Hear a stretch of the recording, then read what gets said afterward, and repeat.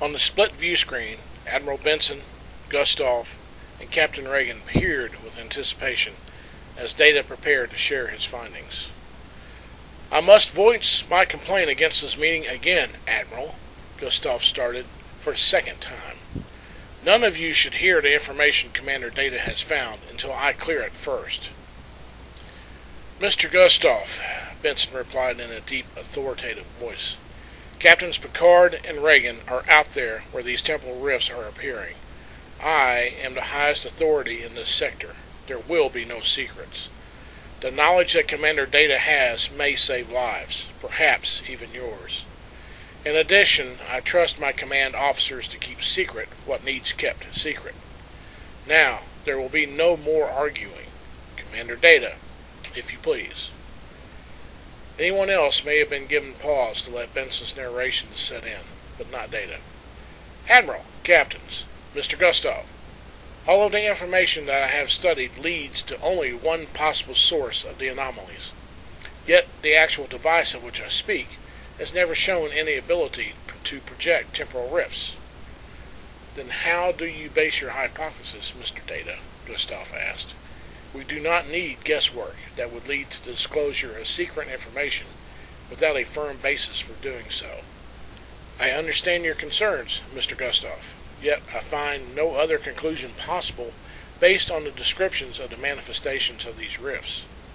They all describe the objects appearing from a cloud or mist-like form. This does conform to the time travel method described by Starfleet officers concerning the structure known as the Guardian." "Computer!" Gustav immediately cut in. "In communication, priority ultraviolet scramble on communications now." Before anyone could say a word, the view screen suddenly filled with static, cutting off communications. The Enterprise officers were momentarily stunned at the sudden shutdown. Picard looked at his officers, a look of surprise on his face as well. "It seems, Mr. Data, that you hit a raw nerve. As per regulations, I cannot attempt communication for 10 minutes. And we quickly held up a halting hand. "And no discussion of what just happened until cleared. I suggest that everyone take a quick break. Number 1, see to the bridge. Convene back in 8 minutes. The officers filed out silently as Picard turned in his chair to look at the viewports. Priority ultraviolet scramble was the highest scrambling code Starfleet used. It constantly scrambled both audio and video on different wavelengths. Only another Starfleet communications computer could keep up with the random scrambling logarithms, and even then, barely. As a result, once communications were re-established, the signal would appear full of static. While it would make clear communication difficult, anyone attempting to intercept the signal would get absolutely nothing that could be decoded. Even those with knowledge of the logarithms could not decode a message without a computer programmed for the code. 10 minutes later, with those officers back in place, Picard took action. "Computer, re-establish communication ultraviolet scramble. Picard Alpha Omega 556 enable code." The view screen flickered to life, showing only a grainy image of Gustav, the Admiral, and then Captain Reagan. All images were flickering as though a bad communication leak was in play. Gustav's face showed anger and dread at the same time. "Admiral, I must ask for both captains and yourself to clear your meeting rooms. This information is now ultra priority. Only because my superiors allowed for this information search to begin with are the three of you able to hear Mr. Data's findings." "Mr. Gustav," Admiral Benson started, but was quickly stopped.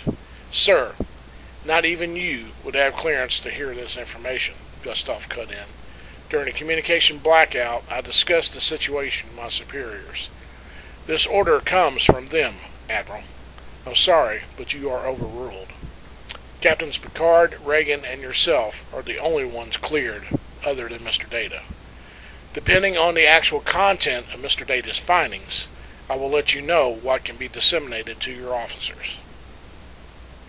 Obviously upset at having his authority revoked, Benson nodded. "Very well. Jean-Luc, Chris, dismiss your officers and lock your doors." Within moments the order was carried out. and Data was allowed to begin again. As I began, the description of the time rifts matched the method of time travel for the Guardian or Forever. Gustav held up a halting hand, knowing that everyone needed some information. In short, the Guardian is a time portal, sentient, but apparently with no preventive codes against its use. In other words, Picard added, anyone could use it if they knew of its existence, for good or ill. Gustav eyed Picard warily. Did he know more than he was supposed to, or was he just that intuitive? Yes, that is our concern. We have kept the Guardian's existence as secret as possible. Less than 30 people know of its true abilities, and even then, our information is scant.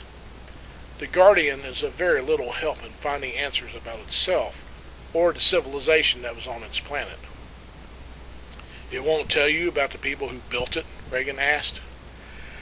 Actually, Captain, Gustav said, we are not even sure if it was built, or even if it is a machine. It was asked that very question upon its discovery, and it basically answered that it was both a being and a machine, and neither of the two. It also said that it was its own beginning and ending. Even after this long, that is as narrowed down of an answer as we can get. Our best guess is that it was originally an organic computer, perhaps one designed to review history or send research teams into the past, but it somehow gained sentience and was able to add to its programming independently. Now, that includes creating temporal rifts? Reagan asked. Gustav tilted his head in concern. As far as we know, only within itself. During the initial discovery, there were reported ripples in time around the planet itself, but subsequent visits failed to report any. Why this is remains a mystery to this day. While I agree with Commander Data that the white cloud phenomena is similar to the Guardian's function, beyond that, from what we know of the Guardian, which is admittedly little, it would not suggest the ability to create these rifts. I think we need to look elsewhere. Mr. Gustav, Picard spoke, you may be correct, but do you not think it wise to explore this possibility before dismissing it completely? A runabout has already been sent out to investigate. Our base there is under communications blackout, except in emergencies, and once every 30 days. They do have their own runabout for emergencies, but it has not been reported anywhere. It seems somewhat unwise to limit communication to that extreme. Gustav shook his head. No, Admiral, just the opposite. A lack of constant communication chatter decreases the chance someone would intercept a communication and wonder why it's coming from a dead planet of no interest. And sending only a runabout is for the same reason? Reagan asked. Gustav nodded. Runabouts are harder to detect and brings far less curiosity than sending a starship. I should hear something from them in another 45 hours or so. 45 hours? Reagan exclaimed.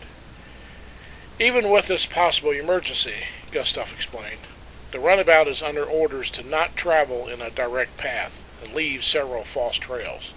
And before you asked, it was decided to send a runabout rather than try to contact them with an emergency call.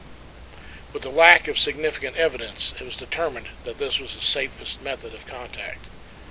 This caused a moment of silent thoughts. Gentlemen, Gustav added, I know it seems like I am dragging my feet on this. I simply cannot convey the absolute necessity for secrecy. To keep the Guardian from falling into the wrong hands, all that is needed is to give General Order 24 Omega and the coordinates. The three humans gasped at the information. Data wore a curious look. I am familiar with General Order 24, but not with the Omega subtext. That is normally known only to those of Captain's rank and above, Commander Data, Benson informed him. It calls for all fleet vessels within the sector to immediately go to the target world or system and destroy everything, even other starships or star bases. Nothing is to be left intact, no planets, moons, or artificial devices. It is only given in the most extreme of emergencies, obviously. Unknown even to their crews, Starfleet always arranges assignments so that, if necessary, at least 5 starships of cruiser class and above can be dispatched in a moment's notice. "Mr. Gustav," Data finally asked, having basically completed his part, "could a Guardian be a product of early Iconian technology? We know that they were capable of time and space transport." "We don't think so, Mr. Data," Gustav added. "However, I will talk to my superiors and see if I can send you the entire report on the Guardian with the same understanding as before. Nothing is to be discussed without clearing it with me first." Data eyed Picard, who gave a short nod. "Understood. There is one more thing, gentlemen. A bit of surprise, in fact."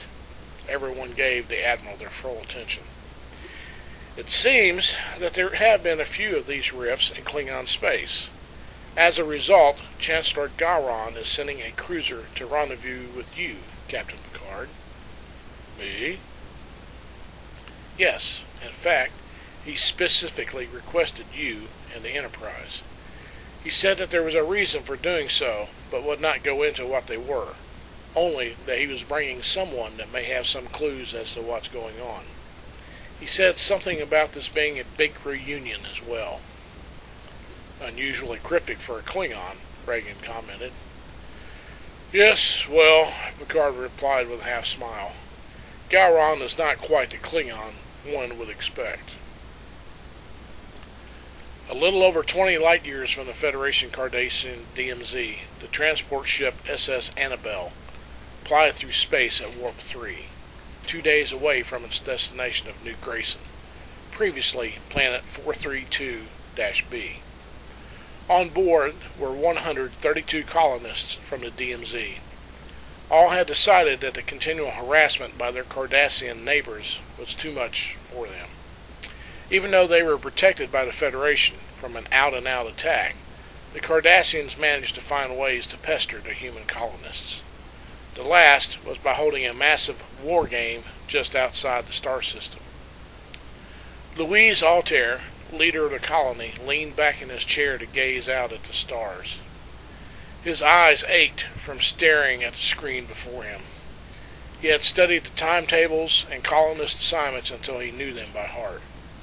The new colony was going to be fairly easy to establish as colonies went. The Federation had happily prepared a site for them to use. Water taps had been made, farmland and irrigation canals formed to their specifications, and emergency shelters had been set up to provide housing. Still, the colonists had no gratitude in their hearts. It was the Federation that had made them leave their previous colony, the colony that they had built from the ground up with their own hands, their homes. If Altair had the power, he would have forced the Starfleet bureaucrats who had drawn up the DMZ to move every bit of their colony hand by hand to the new site. Still, other colonies had been served the same fate, and worse. At least, Altair thought, they wouldn't have to worry about the Cardies anymore, even though, ironically, their new colony site was once the same site of a Cardassian colony before the war. Suddenly the red alert klaxon sounded, bringing Altair's thoughts to the present. He hit the comm button on the desk. "Captain Brett, this is Altair. What's the problem?" The channel opened to a deep voice. "Altair, we have a Cardassian warship demanding our surrender." "What? Cardassians here?" "They just warped in and are claiming that we are in their space." "I'll be right up," Altair replied, puzzled. Although he wasn't the ship's captain, he was responsible for his people, and if word about a Cardassian warship demanding their surrender became known, he would have a panic on his hands. Within 2 minutes, Altair strode onto the small bridge. The 4 officers, including the captain, were tense, but maintaining a professional attitude. Brett turned to greet Altair as he entered. "The Cardassians are adamant about their claim." "But this hasn't been Cardassian space since the war. The new treaty with them clearly puts the star system and the surrounding space for 10 light-years in Federation space." "Not according to the Gull." Brett nodded to the large orange warship on the view screen. "Did you send him information about—" Brett cut him off. Way ahead of you. He considered it false information. Sir, communications officer called, Gul Hadred is demanding an answer or he will open fire. Hadret? There is no way that can be Hadret, Altair responded. No way in hell. Brett's eyes widened at the anger. Why? Do you know him? Altair walked around to fully face the captain. I killed him 9 years ago. Most of my people on board are the only survivors of a colony that he attacked without provocation during the war. I blew him and his ship into space junk. Brett turned to the communications officer. Put the Gul on screen. The view screen flickered for a moment from space to an angry Cardassian. Captain Brett, have you made your decision? Not yet, Gul Hadret. I have someone here that wants to speak to you. Altair stepped aside and in front of Brett to look at the Cardassian. Gul Hadret, I take it that you remember me. The Cardassian cocked his head and looked hard. I don't believe so. Who are you? Louise Altair, leader of the colonists on board this ship. You don't remember meeting me in the Navon system? No. I have never been to the Navon system. Regardless, I am waiting for your answer, Captain. Are you going to surrender and allow us to search your vessel, or not? Gul Hadret, Altair replied. We are only colonists leaving the DMZ to restart our colony here in peace. Start a colony in Cardassian space? Do you think we would allow this? And what is this DMZ? The DMZ is the demilitarized zone set up between Cardassian and Federation space, per our treaty. And this hasn't been Cardassian space for nearly 8 years. So you keep saying, but I know better. In addition, I want to know what happened to our colony on Brita, the planet that you seem headed for. It was inhabited by over 400 of our people, and now there is nothing but Federation structures. Where are our people? They relocated after the war, Altair said, getting somewhat tired of having to repeat himself. What war do you continue to speak of? Hadred asked. Cardassia and the Federation are not on friendly terms, to be sure, but there has been no declaration of war. Yet. Have you tried to contact any of your ships, or Cardassia Prime itself, to speak to Central Command? Altair asked. Surely you would believe them. The Cardassian drew himself up slightly, as though the question was one he had no desire to answer. No, we have been unable to raise anyone due to computer problems. Ever since we picked up a Federation spy in what is obviously a new class of stealth ship, it did not take long for him to be forthcoming on what has really happened. Hadret gave a slight smile. However, I am not a totally unreasonable man. Allow my men to come aboard and search your vessel, and confirm that you are nothing but harmless colonists, as you claim, and then, well, I may be inclined to allow you to turn your ship around and leave, without charging you with espionage. Hadret almost sneered. After all, if you are only colonists, you should have nothing to fear from a search. I don't know who or what you are talking about. It's not that we have anything to hide, but my people are frightened by your soldiers. If they beam over here, I'm afraid of what will happen. I can always destroy your ship. Altair frowned. Gul Hadret, if we allow you to beam over, do I have any guarantees that your men will not provoke anything? Very well. I shall have Glenn Layton, my first officer, conduct the search, and I will beam over myself to meet with you and Captain Brett. Perhaps then you can tell me where we supposedly met. Agreed. Give me 5 minutes to prepare my people. 5 minutes. The view screen went black, and then back to the orange warship. Brett turned to look at Altair. Are you sure about this? Doesn't look like we have much of a choice. Altair headed for the lift. I have to make sure my people are warned. Hadret turned away from the dark view screen and faced a tall human that stood behind him, a guard on either side. So far, you have been correct. I still have no answers to why this deception. You will see when you board their ship, Gul Hadret. Mind my warnings. If your men show any weakness, these people will attack them in a moment's notice. They are not what they seem to be. Nor, I think, are you, Hadret replied. However, my men are prepared, and you shall stay here under our protection until my return. The human smiled. Of course. Hadret watched as his two guards escorted the human off the bridge and to the waiting holding cell. Once clear of the bridge, he called to his officers. Lanson, Gret, get over here. The two officers nodded and walked over. Leighton, gather a score of men that you can trust to follow orders to the letter. Have them armed, but tell them to take no provocative actions unless provoked first. I am not sure what is going on here, but something is not right. Certainly they are playing the part of poor colonists to the end, Gret commented. Agreed, Hadret said. Leighton, just make sure that they make the first move. Then do as you see fit. But I want the truth of who and what they are. Gret, you will be in command. If another ship appears or their ship begins to move, take appropriate action. We cannot ignore the chance that this is an ambush of some type.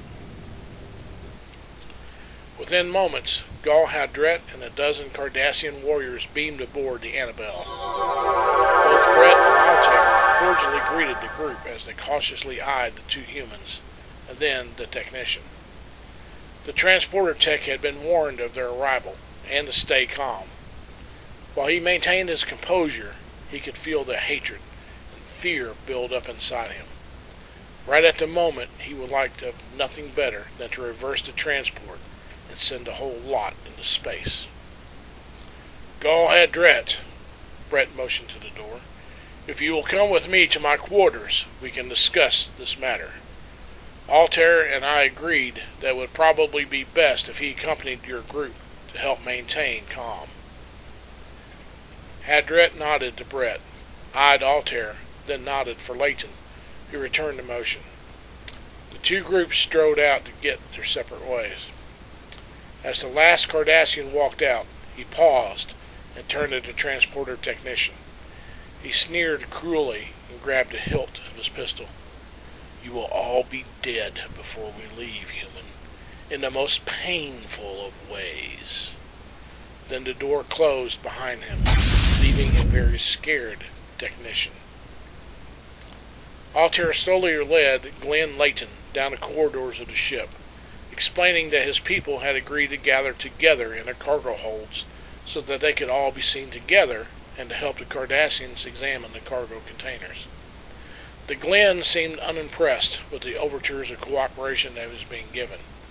It seemed to him that Altair was going a bit too far on being cooperative to be totally innocent. The cargo bays slid open upon their approach, and the group stepped in. Nearly 70 humans, mostly in green jumpsuits, stood or mauled about the cargo containers that nearly filled the room. As you can see, Glenn Leighton, Altair said as he gestured to his people, we are simple colonists. These cargo pods contain farm machinery, seeds, agricultural supplies, tools, and housing materials. The other cargo bays contain the same things, more or less. The only weapons that you will find are low-powered phasers meant for hunting and slaughtering livestock, which is in Cargo Bay 3.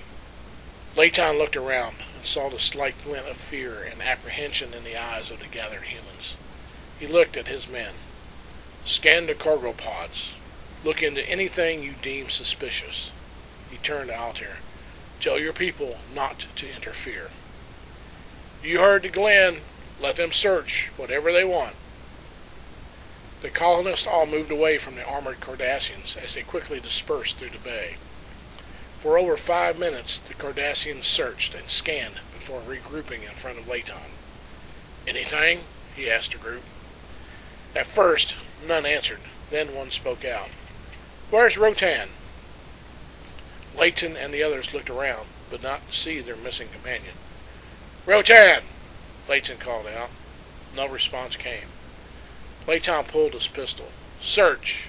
Find him."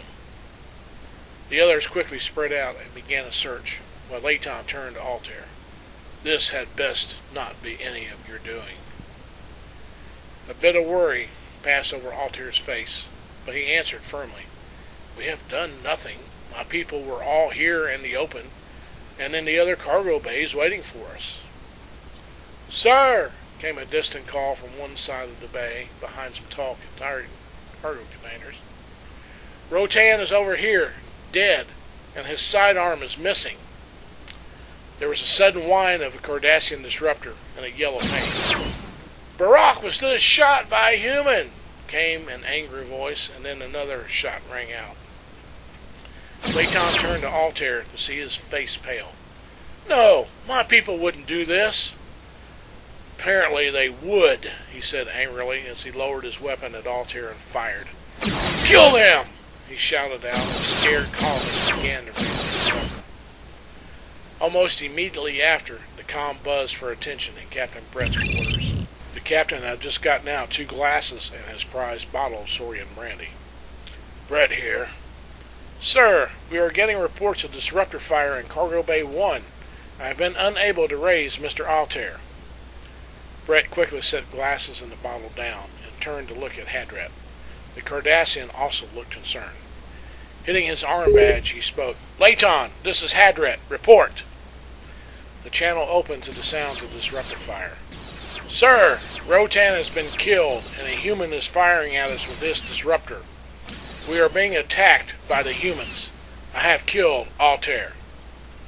Then over the sounds of chaos came a loud, maniacal voice. "You will die! Die! All of you die!" Then laughter from what sounded like a madman came forth, as the disruptor whine caused a burst of static, and then the comm shut down. "Layton!" Hadrat called. "Layton!" There was no response. The Cardassian narrowed his eyes at Brett. "So, simple colonists and nothing more. I have no idea what's going on down there," Brett replied, a tremor in his voice. "These are colonists that are being resettled. Nothing more, I swear." I do not believe what our captain had told us, but apparently his words were true after all. Hadrat stood up and produced his pistol. "You are my prisoner. Surrender your vessel." Brett took a step back as the disruptor leveled at his chest. "But we are at peace. Let us settle this. Find out what happened." A terrified voice broke over the comm system. "Everyone, the Cardassians are turning into monsters. They're tearing the hearts out of the children and eating them. They're killing us. Run! Run!" This time Brett and Hadrat looked at each other with a concerned face. "My men would never do something like that," Hadrat said sternly. "Your people did some pretty savage things during the war," Brett replied with anger. "How am I to know that that wasn't true?" Again the comm system came on, and the monotone computer spoke. "Self-destruct initiated. 60 seconds until destruction." Brett reached over to his console, ignoring Hadrat. "Computer, this is the captain. Shut down auto-destruct." The computer replied with insane laughter, then calmed down slightly. No. You are all going to die. No one will leave alive. Pain and suffering for you all." Then more laughter before shutting off. Suddenly there was a lurch in the ship, and Brett immediately recognized the feeling as the ship's tractor beam activating and locking onto something. "Captain, Jones here. The ship just put a tractor on a Cardassian ship. No one did it. It was the ship itself. All controls up here are functioning on their own. Manual overrides are not working.